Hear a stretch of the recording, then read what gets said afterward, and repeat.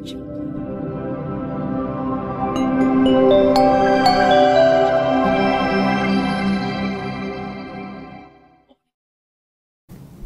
Bante. Selamat malam. Saya David. Iya, silahkan. Saya mau tanya, kalau di sekarang itu kan meditasi itu banyak pakai, ada yang di internet itu pakai lagu-lagu yang bisa atur pikiran kita di frekuensi berapa. Nah, apakah kita boleh pakai itu Bante untuk meditasi? Terima kasih. Ya, pertanyaan dari saudara David ya. Nanti setelah ini satu pertanyaan lagi mungkin untuk ibu-ibu ya, biar adil. Kiri satu, kanan satu. Bante, sekarang banyak metode meditasi dengan lagu-lagu, bahkan diputar dengan frekuensi-frekuensi tertentu. Apakah boleh itu dipakai?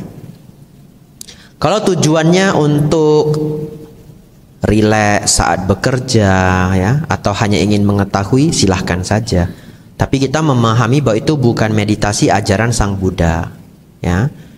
Jadi bukan berarti lantas itu menjadi sebuah larangan, tidak ya. Kita boleh saja kalau kita merasa menggunakan itu, kita menjadi rileks ketika membaca atau ketika hanya sekedar ingin menenangkan diri, silahkan. Tapi itu bukan meditasi yang mengarahkan pada kesucian ya. Kalau kita ingin bermeditasi mengarah pada kesucian, maka kita diharapkan mengikuti apa yang diajarkan oleh Sang Buddha. Misalkan mengikuti Anapanasati Sutta, Satipatthana Sutta ya, karena itu sudah metode terbaik dan kitab itu sudah diuji oleh 500 arahat pada konsili pertama, begitu ya. Ya, jadi jawabannya, kalau sekedar ditanya apakah boleh dipakai, ya kalau ingin mengalami, ingin merasakan, ingin mencoba, boleh-boleh saja. Tapi ketika kita serius bermeditasi untuk meluhurkan batin, kita kembali menggunakan ajaran Sang Buddha. Ya, terima kasih pertanyaannya. Ya, silahkan, ada Ibu, silahkan.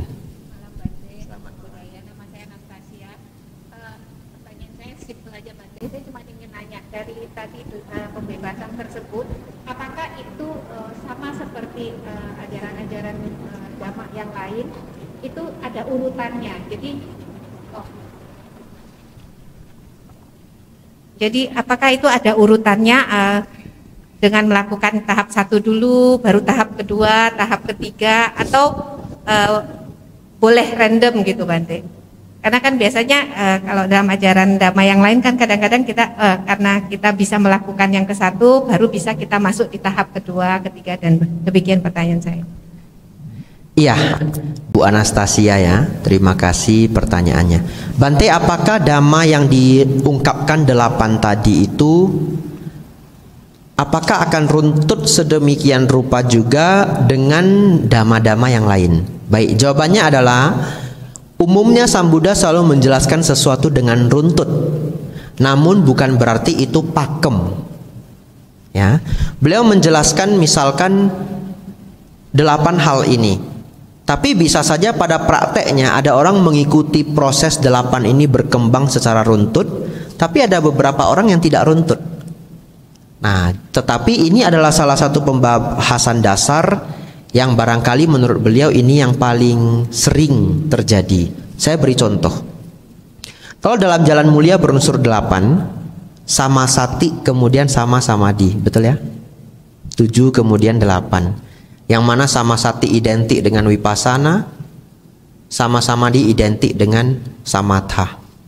Menggunakan contoh yang dekat seperti ini, apakah Bante setiap orang mesti vipassana dulu baru samatha? Ternyata tidak. Satu ketika Sang Buddha, Bante Ananda mengungkapkannya. Ini Bante Ananda setelah Sang Buddha Maha Parinibbana, beliau sudah wafat. Bante Ananda mengungkapkan, dari para arahat yang datang padaku, para arahat ini mencapai nibbana melalui 4 cara. Yang pertama, mereka mempraktikkan samatha, kemudian vipassana. Yang kedua, mereka mempraktikkan vipassana, kemudian samatha. Yang ketiga, mereka mempraktikkan samatha dan vipassana secara bersamaan. Yang keempat, mereka merenungkan aku, muncul kegelisahan, melenyapkan kegelisahan, ia mencapai nibbana. Artinya, walaupun Sang Buddha mengajarkan jalan mulia berunsur 8 sama sati nomor 7 sama-sama di nomor 8. Atau kalau kita sinonimkan dekat dengan vipassana kemudian samatha, pada prakteknya bisa saja tidak selalu pakem seperti itu. Ya. Jadi 8 ini adalah petunjuk dari beliau. Boleh kita belajar mengembangkannya setahap demi setahap, tapi dalam prakteknya bisa saja beberapa orang berkembang nomor 6 dulu. Dia orangnya sudah sangat rendah hati tapi sulit mengendalikan nafsu. Bisa saja. Betul ya? Ya, seperti itu. Ya, terima kasih pertanyaannya. Ya. Terima kasih Bante. Supaya pas saya juga boleh bertanya ya Bante ya. Boleh, silahkan. Nanti daripada pulang saya penasaran Bante. Mohon maaf ya Bapak Ibu ya. Dari tanpa nafsu Bante. Tanpa nafsu berarti termasuk terhadap harta benda gitu ya Bante. Namun dalam kebahagiaan Garawasa itu ada 4 kebahagiaan. Yang salah satunya adalah ati suka man. Kalau mungkin nggak salah ya Bante. Kebahagiaan mendapatkan harta kekayaan Bante. Walaupun dalam selanjutnya yang boga suka itu kebahagiaan bisa memanfaatkan kekayaan itu dengan benar sesuai dengan ajaran Sang Buddha. Namun kaitannya dengan nafsu tadi dan kemudian kebahagiaan mendapatkan kekayaan itu bagaimana Bante? Terima kasih. Iya ya. Tidak gampang. Tidak gampang. Baik. Pada poin pertama adalah tanpa nafsu. Tapi dalam kehidupan sehari-hari memperoleh harta, memperoleh perolehan juga bagian dari kebahagiaan ya. Baik. Tentu ketika kita mempraktekkan 8 ini, kalau kita belum arahat maka belum final ya. Jadi kalau seseorang belum mencapai arahat ya pasti mesti masih ada nafsu. Nah, tugas kita mempelajari dharma ini adalah pelan-pelan nafsu menjadi berkurang, berkurang dan berkurang. Katakanlah walaupun sulit untuk dipersentasekan. Katakanlah seseorang dulu nafsu terhadap hartanya 100%. Katakan seperti itu. Setelah dia belajar dhamma, nafsu terhadap harta 50%. Bukan berarti dia tidak bekerja. Bukan berarti dia resign ya. Dia tahu dengan jelas bahwa hidup membutuhkan harta. Tidak bisa ndak. Kalau enggak anak-anak ndak makan. Betul ya? Ya, tetapi karena dia sudah belajar dharma, kemelekatan terhadap harta menjadi berkurang. Kewajiban mencari harta, kewajiban mencari kesejahteraan tetaplah dilakukan karena ada istri, ada anak yang mau dibiayai, tetapi nafsu kemelekatan terhadap harta berkurang. Apa manfaatnya? Pernah kita mendengar seseorang bangkrut kemudian jadi sakit jiwa? Pernah ya? Bangkrut itu bisa sakit jiwa Bapak Ibu. Kenapa? Karena melekat 100% dengan harta ya. Ketika pandemi tidak sedikit umat Buddha ada yang bangkrut. Dan ada yang datang kepada saya cerita begini, Bante, bisnis saya jatuh semua karena bisnis saya itu berhubungan dengan orang banyak. Jual makanan, jasa-jasa dan sebagainya. Habis semua Bante. Saya nangis habis-habisan. Tapi dia tidak jadi sakit jiwa. Kenapa? Ada dharma yang melindungi dia. Kemelekatannya tidak terlalu tinggi dibandingkan orang yang sakit jiwa itu. Kalau orang yang menjadi sakit jiwa kemelekatannya poin 100, dia setelah belajar dharma poin 60, poin 65. Terjadi bangkrut ketika pandemi. Ini sudah bukan teori, ini adalah kenyataan. Dia beneran habis semuanya. Lalu dia cerita dia nangis 1-2 hari. Setelah itu bagaimana? Cari solusi. Nah, saya tidak cerita solusinya. Nanti terlalu detail jadi kenal sama orangnya ya. Tapi akhirnya dia bisa mengatasi kesulitan itu dengan baik sekali. Saya acung jempol. Setelah 2 tahun, 3 tahun bahkan, bisnis kembali bisa berjalan. Kemudian saya bertemu dia, saya tanya bagaimana sekarang? Sudah membaik Bante, sudah membaik. Lalu ini yang dia ungkapkan, tapi Bante, saya mendapat banyak pelajaran dari pandemi ini. Salah satunya saya melihat bagaimana dharma bekerja untuk diri saya.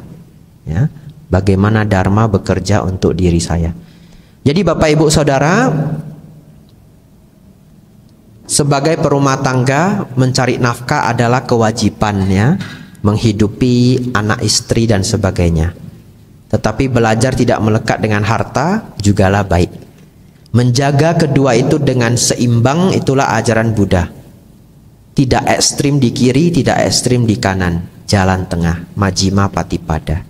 Ya, kita tidak menjadi terluka oleh karena harta, tapi kita bisa memanfaatkan harta dengan baik. Kalau dapat hadiah, dapat bonus, ya tentu bahagia, ya tentu bahagia, betul ya? Dan silahkanlah berbahagia dari apa yang didapatkan dengan cara yang baik, betul ya? Karena penghidupan benar pun adalah jalan mulia yang berunsur 8, bulir kelima. Silahkan Bapak Ibu menjadi sejahtera, menjadi bahagia dari perolehan, tetap belajar, tidak terlalu melekat pada harta. Ini tidak kontradiktif, ini adalah jalan tengah. Ya, ya, anumodana untuk pertanyaannya. Besok Bapak Ibu, ini trailer supaya pada datang ya. Ya, saya senang sekali hari ini SPD kita berjalan sangat baik, padahal pelajarannya banyak ya. 8 poin. Tadi sebelum kemari saya agak-agak takut juga, ini 8 poin bisa ndak ya disampaikan dengan baik. Dan 8 poin ini belum pernah saya sampaikan di kota lain ya. Ini pioner ya.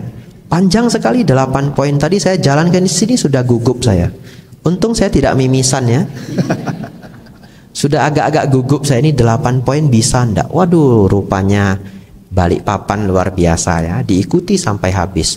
Besok Bapak Ibu kita belajar dengan cara yang juga belum pernah Bapak Ibu ikuti di sini. Kita belajar satu sutta secara lengkap. Kalama Sutta. Nanti saya akan minta tolong panitia untuk print, semua orang pegang kertas ya. Jadi untuk yang belum pernah, ini pertama kali dalam hidup Bapak Ibu belajar Tripitaka, megang sutta sendiri ya. Seru karena megang kertas. Ini pengalaman saya.